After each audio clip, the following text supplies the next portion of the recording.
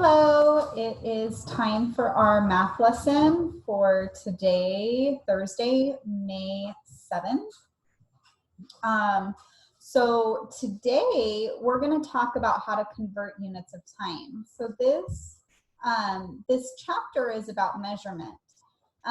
Usually when we think of measurement, we think of measuring objects, and we've talked about how you can measure the length of an object, how you can measure the capacity of an object, how much water or liquid it would hold, and then also you could measure the weight or how heavy an object is. Today I want to teach you that you can also measure time, okay? We measure time with these different measurements. We know that 1 minute is equal to 60 seconds. 1 hour is equal to 60 minutes. 1 day equals 24 hours. A week has 7 days. A year has 52 weeks. And a year also has 12 months. So we can use that information to help us to convert units of time. We're going to be doing pages 735 to 738 today. So I'm going to go ahead and take us there to page 735. It says the steps you use to convert units of length, weight, and capacity can be used to convert units of time. So we are going to continue using multiplication and a ratio table to help us convert units of time. So we're going to look at example 1. It says Mr. Cooper watched a butterfly in his garden for 5 minutes. How many seconds did he watch the butterfly? So we know that 1 minute equals 60 seconds. So what I'm going to do is I'm going to take my paper and I'm going to start a minute and seconds ratio table. So I'm going to put at the top minutes and then seconds. Okay. And I know that 1 minute is equal to 60 seconds, right? So if I double that, 2 minutes is equal to 120 seconds. If I double that again, 4 minutes, I can double 120. So if I double 100, that's 200. And then if I double 20, that's 40. So 240. And then if I want to make 5, I can add 4 minutes plus 1 more minute. That would be 240 seconds plus 60 seconds. So 240 plus 60 would give me 300. Okay, so that means he watched for 300 seconds. Let's look at how they did it here. So 1 minute equals 60 seconds. To convert larger units of time to smaller units of time, multiply. So 5 times 60 equals 300, because 5 times 6 is 30, and then we make it 10 times larger. So Cooper watched a butterfly for 300 seconds. I want you to notice that we have the conversions for units of time here at the bottom of page 735. So if you need to go back and look at them, you can.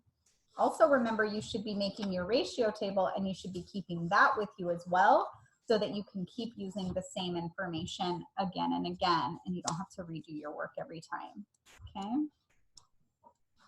All right, so example 2. It says Audrey is going to watch a movie at the movie theater. The movie starts at 3:30 p.m. and ends at 5:37 p.m. How long is the movie in minutes? Okay, so first we have to find the time interval, or the length of time from the start of the movie to the end of the movie. So I have to think, what is the time interval between 3:30 and 5:37? So if I count up, if I go 3:30 to 4:30, that's 1 hour. And then if I go from 4:30 to 5:30, that's 2 hours.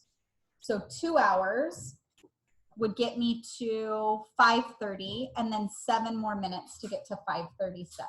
Okay, so she watched the movie for 2 hours and 7 minutes. Now we need to convert those hours to minutes. So since 1 hour equals 60 minutes, we can multiply 60 by 2. So 60 times 2 is 120. And then 120 plus the additional 7 minutes is 127. So the movie is 127 minutes long.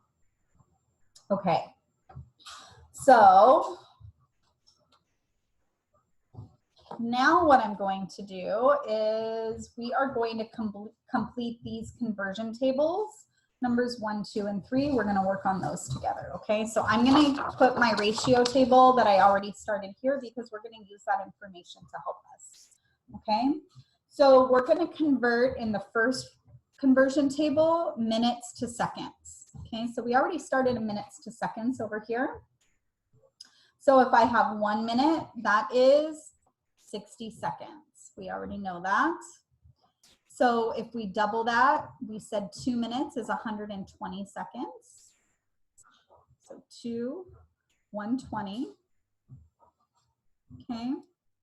Then if I have 3, I could add, I'm going to add that to my ratio table over here. I could add 2 minutes plus 1 minute equals 3 minutes. So 120 plus 60 equals 180. I'm going to put 180. So that's 3, 180. And then 4, I already have that as 240. So 4, 240. Okay, so I'm just going to keep building my ratio table. All right, so now this one, number 2, is converting hours and days. So I'm going to start a days and hours one over here. We already know that 1 day is 24 hours, right?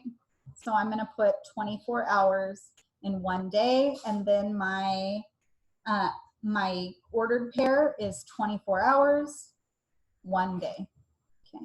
So if I have 2 days, I'm going to double that, right? So 2 days would be 48 hours. So I'm going to put 48 and 2. And I'm going to go ahead and put that over here also, because this is going to be my master note taking here. Okay. So now if I do 3, I'm going to add another 24 onto 48. So if I add 48 plus 24, that's going to give me 72 hours. Okay, so 72, 3. All right, so I'm going to go ahead and put that here.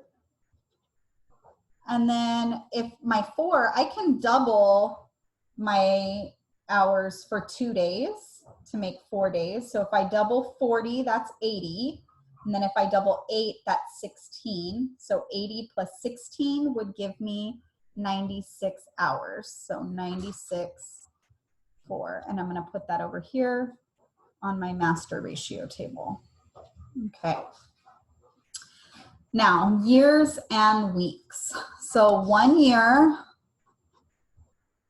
has 52, oops, sorry. 1 year has 52 weeks. So I'm going to cross that out, put weeks. All right, so I'm going to put 52, 1 year, it's 52 weeks. So now I'm going to double that. If I double 50, that gives me 100. And then if I double 2, that gives me 4. So that's 104. So 2 years is 104 weeks. Now, if I triple that, what I can do is I'm adding 1 year plus 2 years. So I can add 104 plus 52. So 2 plus 4 is 6. 5 tens plus 0 tens is 5 tens. And 100, that's 156. So I have in 3 years, there's 156 weeks. And then 4, if I double 2, that gives me 4. So I can double 104 weeks. That's going to give me 100 doubled would be 200. And then if I double 4, that's 8. So 208. So 4 years is 208 weeks. Okay, I'm going to go ahead and copy that onto my master my master ratio table after we're done filming. So you're going to go on and you're going to finish completing page 735 to 738, converting units of time. Have a great day.